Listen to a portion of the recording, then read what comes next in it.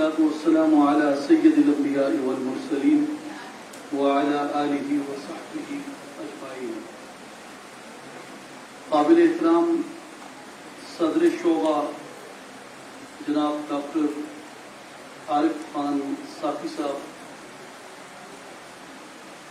قابل احترام جناب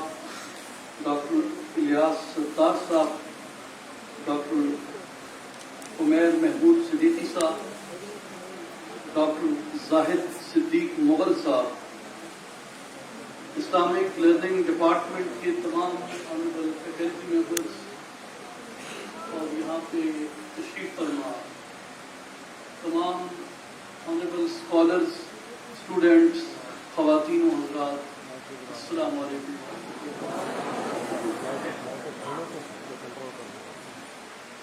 آج جو یہاں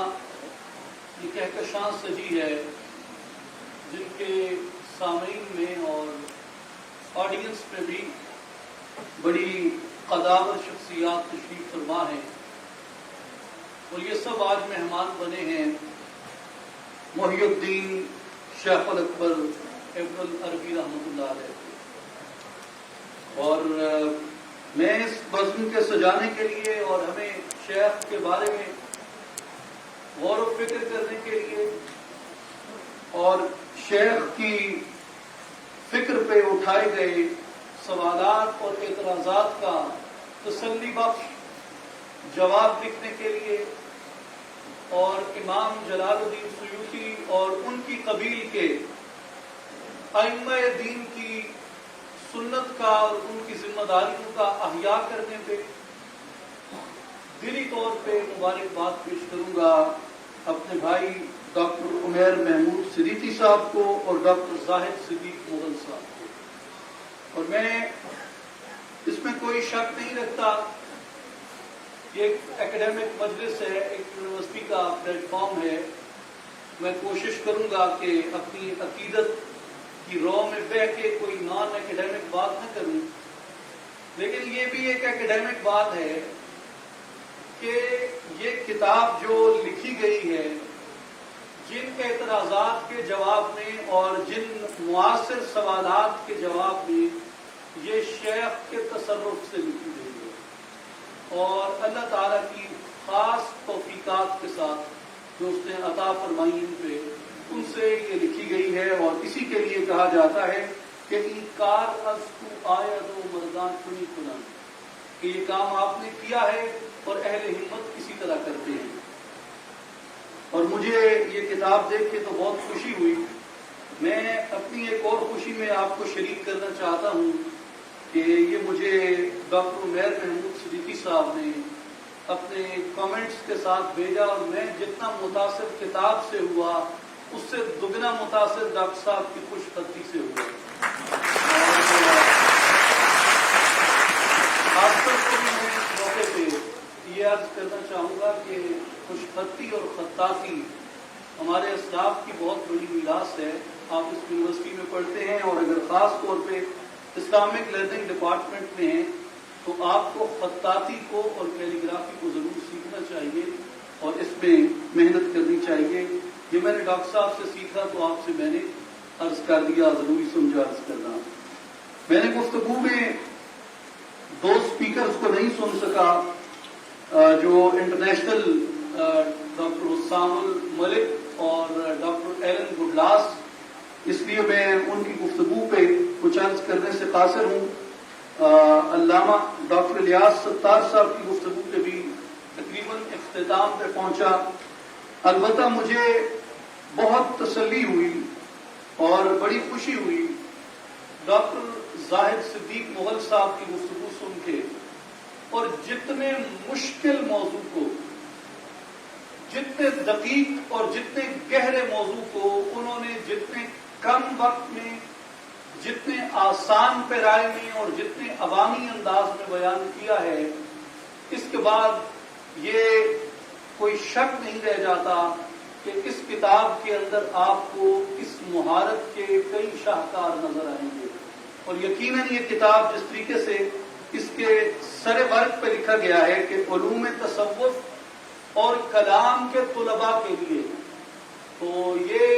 یقیناً انتہائی آسان پیرائے میں بہت مشکل ترین موضوعات کا احاطہ کرتی کتاب ہے، اور آپ ڈاکٹر صاحب کی گفتگو سے یہ اندازہ لگا سکتے ہیں کہ انہوں نے اس مشکل موضوع کو کتنے آسان فہم انداز کے اندر اس میں رقم فرمایا ہوگا۔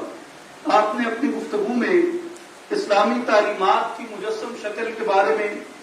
علم الکلام، فقہ اور تصوف کے اوپر روشنی ڈالی، متکلمین اور صوفیہ کے مابین جو اصطلاحات کا فرق ہے اس پہ بہت شاندار گفتگو آپ نے فرمائی، اور مسلم فلاسفہ جن کے نمائندہ فارابی اور ابن سینا تھے، اور ان کے تصور خدا و کائنات اور ان کے تصور خدا و کائنات کے جو تعلق اور اثر ان مسلم فلاسفہ کے تصور نبوت پہ تھا، اس پہ انہوں نے روشنی ڈالی، اور روشنی اور آگ کی مثال بہت عمدہ تھی اور دل نشین تھی۔ اور متکلمین کی بالخصوص حجت الاسلام امام ابو حامد الغزالی رحمۃ اللہ علیہ کی جو تنقید تھی فلاسفہ کے اوپر، اور تخلیق، ارادہ اور ظہور کی انہوں نے وضاحت فرمائی اس کے بارے میں، اور جو 4 پوزیشنز ہیں نبوت کے باب میں فلاسفہ کی، متکلمین کی،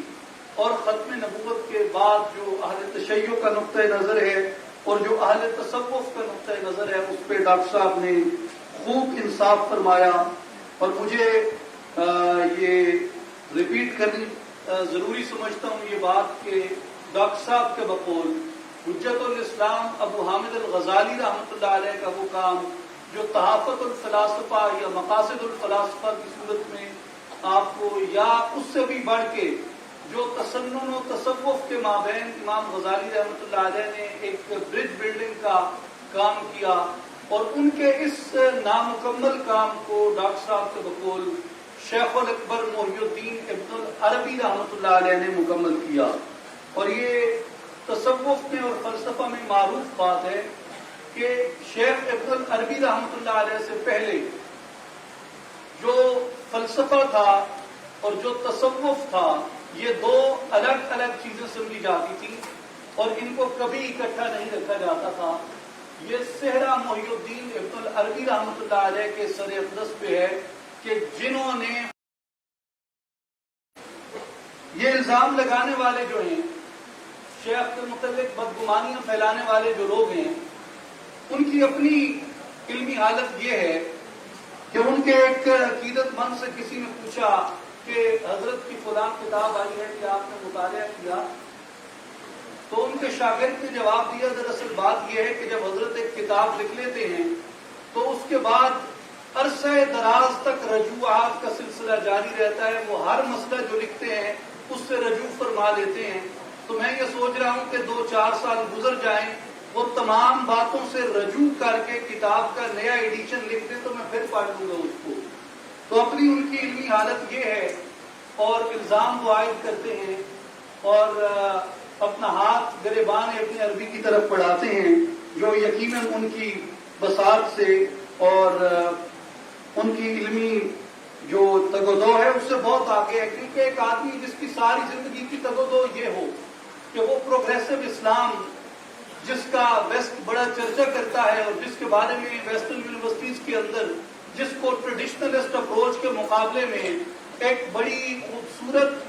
چیز بنا کے بڑا مزین کر کے اس کو پیش کیا جاتا ہے، اور ساری زندگی کی تگ و دو یہ ہے کہ وہ اورینٹلسٹ ہمارا نام اس پروگریسو اسلام کی لسٹ میں ذرا ادب اور احترام سے لے، اور ان کی کتب میں، ان کے جرائد میں، ان کی تقاریر میں، ان کے لیکچرز کے اندر ہمارا تذکرہ اور شمار ہوتا رہے۔ جب ساری زندگی کی جستجو و گفتگو کا اور علم کا حاصل اصول یہ ہو تو اس کا نتیجہ اسی طرح کے مغالطے اور اسی طرح کی غلط فہمیاں ہیں۔ کی طرف میں آتے ہوئے آپ سے عرض کرنا چاہتا ہوں کہ لوگ یہ کہتے ہیں یہاں پہ کہ یہ جو قادیانی فتنہ پھوٹا، یا اس سے پہلے جو دین اکبری ایجاد ہوا اس میں وہ ابو الفضل کا حوالہ دیتے ہیں اور دیگر کئی لوگوں کا حوالہ دیتے ہیں کہ وہ سارے جو تھے وہ شیخ اکبر کی تصانیف کو پڑھا کرتے تھے۔ اور اس وجہ سے یہ چیزیں جو ہیں عام ہوئی، اور اس لیے تصوف کو عالمگیر دلالت کا اور گمراہی انہوں نے کہا، اور اس کو متوازی دین کا، اور نہ جانے کیا کیا اس کو انہوں نے لقب دیے۔ میرے عزیز بہنوں اور بھائیوں، یاد رکھیں اس سے بڑی علمی خیانت کوئی نہیں ہوتی کہ آپ اپنی مرضی کی بات پیش کریں اور حقیقی رخ جو ہے وہ لوگوں کی نظروں سے اوجھل کر دیں۔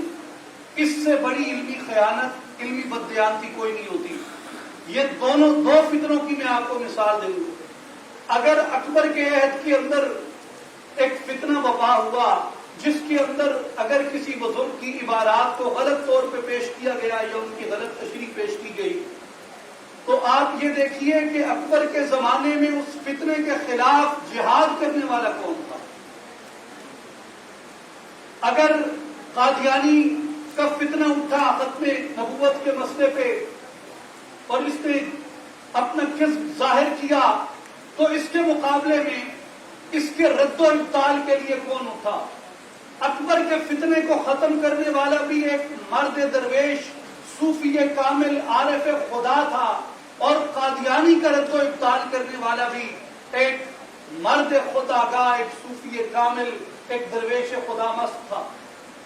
اس لیے اگر تصوف کے اندر اس طرح کی کوئی چیز ہوتی تو یہ دونوں فتنے جو پاک و ہند کے اندر اٹھے، ان کے مقابلہ کرنے والے، ان کا رد و ابطال کرنے والے وہ صوفیاء تھے۔ اور میں نے جو حوالہ دیا صفحہ نمبر 417 سے 428 تک کے باب کا، اسی کے اندر یہ بحث بھی بڑی تحقیقی دلائل کے ساتھ پیش کی گئی ہے کہ جو قادیانی فتنہ تھا، اولاً اس کو سب سے پہلے نقش بندی، قادری، چشتی، تمام سلاسل کے صوفیاء جو پاک و ہند کے مختلف کونوں اور گوشوں میں بیٹھے تھے، انہوں نے اس کی زندگی کے اندر اس کا مقابلہ کیا، اور اولاً یہ صوفیاء ہی تھے جنہوں نے اس کی فکر کا پردہ جو ہے وہ تار تار کیا۔ اس لیے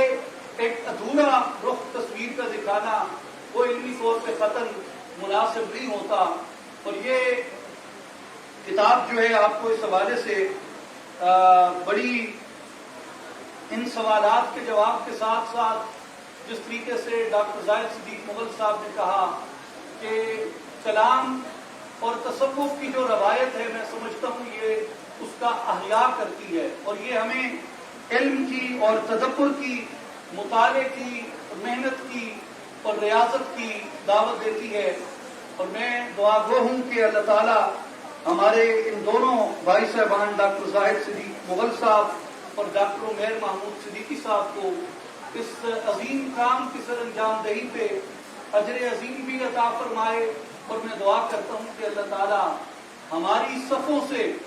ایسے محققین کو اور حق کے ایسے مدافعین کو، حق کا ایسا دفاع کرنے والوں کو کبھی ختم نہ کرے، اور اس امت کے اندر ابن حجر اسقلانی کے، جلال الدین سیوطی کے،